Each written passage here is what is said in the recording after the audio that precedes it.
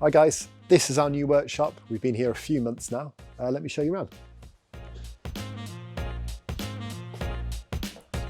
So this is the office area where Alex and Gemma work. And then downstairs we've got the design area. So we've got some 3D printers here which we use for plastic parts, prototyping. And over here we've got some computers that we use for the 3D design. Matt was just doing the design of the latest bike here. And then over in this area, we've got some of the more physical stuff happening. So we've got a carbon fiber tube winder here, which we use to prototype the carbon fiber tubes, which will then be made into frames. And then over in this area, we do prototyping, we do servicing, repairs. And just here, we've got a few bikes waiting to have their final checks before going out to customers. So over in this area, we've got our spare parts. We've got spare batteries, chargers, wheels for the FLIT 16. And then this here is our test rig. So this is a new project. We're currently still building it. It's going to be used for doing mechanical testing on our prototypes. So we'll be applying forces to pedals, to the saddle, to various parts of the bike, doing many cycles to check the mechanical strength of the bikes.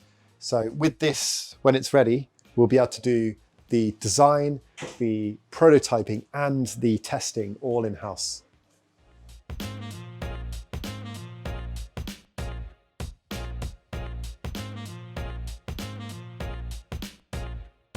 So I worked in London as a management consultant, which was fairly interesting because you got to work on lots of different projects with different businesses.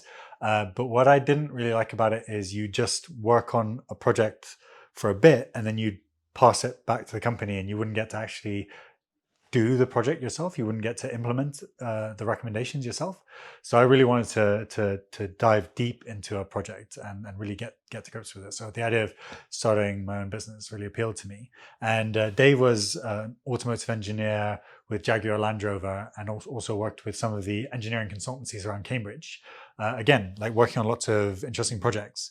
Yeah. But I think one of the things you told me you found frustrating about JLR is they were too slow to adopt electric vehicles.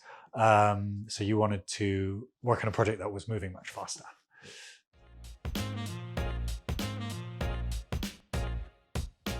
So we actually met in China, in Beijing. We'd both been working for a little bit in the UK, and then we moved to China to do master's degrees.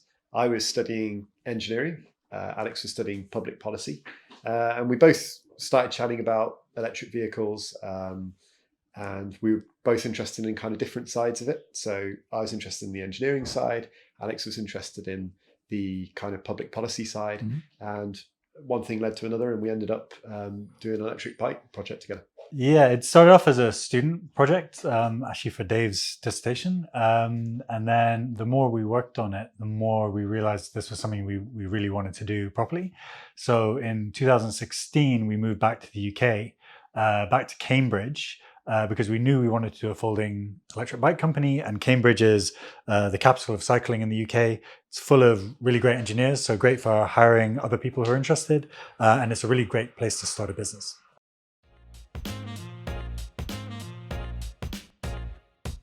We wanted something that would be really interesting as a technical challenge, and a lot of the folding electric bikes out there at the time were either too heavy or not compact enough. And we thought it'd be a really interesting technical challenge, trying to get something that folds compactly but is still nice looking and nice to ride. And so it's really the technical challenge of it that attracted us to doing folding bikes.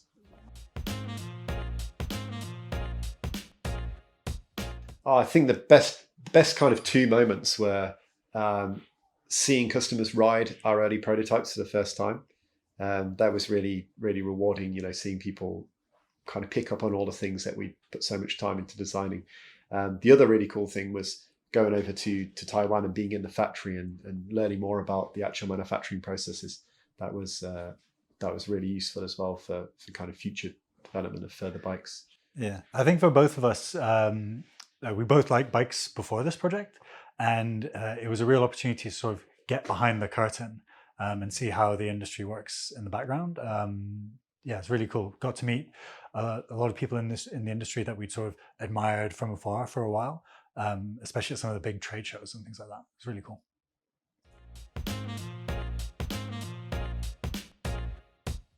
So other electric folding bikes, they've taken a few different approaches. Some of them just take an existing folding bike and then they try to electrify it, and you end up with a bunch of stuff on the bike that you don't really need.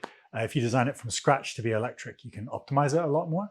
So for example, we've done things like we've integrated the battery and a lot of the electronics inside the frame of the bike. We're not the first to do this, but with some of the other bikes, electric folding bikes that do this, they tend to focus on like one thing and just try to do that really, really well, but at the expense of a lot of other things that you're looking for in a folding e-bike.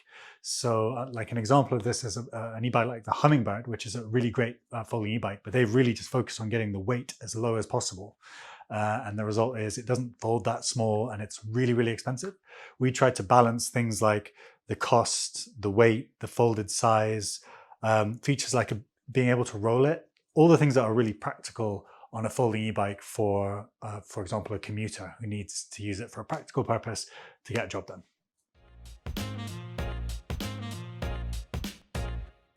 So we had a pretty good split between them in the end. It was about half gray, 1/3 orange, and 1/6 blue.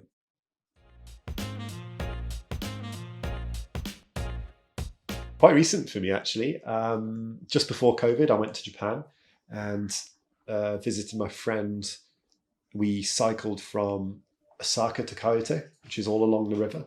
It's really, really beautiful scenery. So after uni, I got into tour cycling with some friends in a big way. So we did quite a big trip coast to coast across America. So Vancouver in Canada to New York City. Took about 2 months.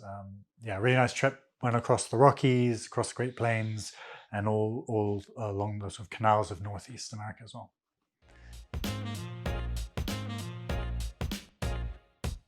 It's just great to be able to do more of the physical prototyping in-house.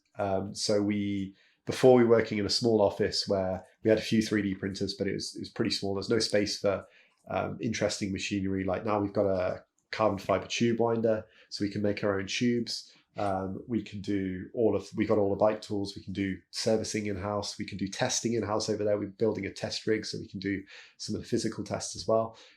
So yeah, it's just really sped up our product development cycle. So of course, it's always great to have a workshop, but it's also really speeding up the way we develop new products.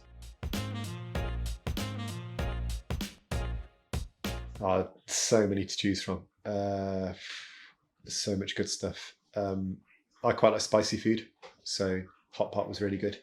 There's a place called Janliang that does like malatan, the kind of spicy soup thing where you choose all your ingredients and then you put it in the soup. That's amazing because it's like very, very cheap, but very, very filling. So yeah, I used to go there quite often.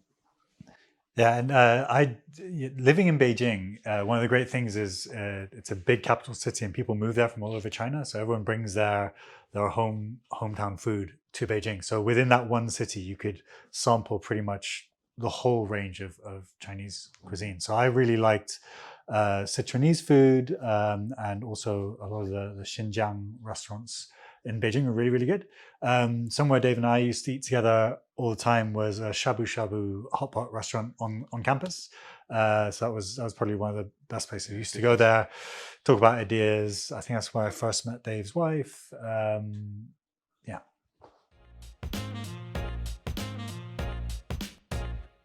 I think when you start a company like this, like we're trying to make folding e-bikes, so we're competing against some pretty big companies. And at the start, it was just me and Dave, literally around a kitchen table.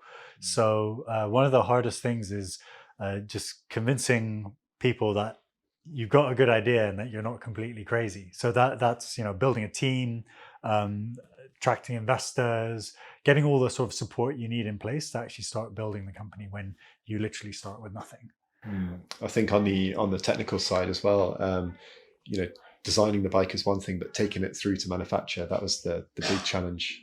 Some of the early challenges around prototyping, we didn't have expertise in welding, tube bending, all these kind of processes. So finding that, and it's quite a steep learning curve, picking up all the skills and all the context that you need to be effective at doing that.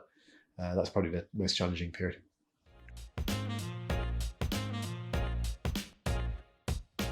Well, we got a lot in the pipeline. So we're currently working on a new project. Really looking forward to revealing that and telling you more about it. We're looking at new materials, new processes. We're doing a lot more in-house this time round. So yeah, it's going to be exciting. Yeah, for the new bike we're working on, we're getting into the closing design stages for the first prototype, and we're hoping to reveal that to you bit by bit in the next few months. Oh, it's going to be good.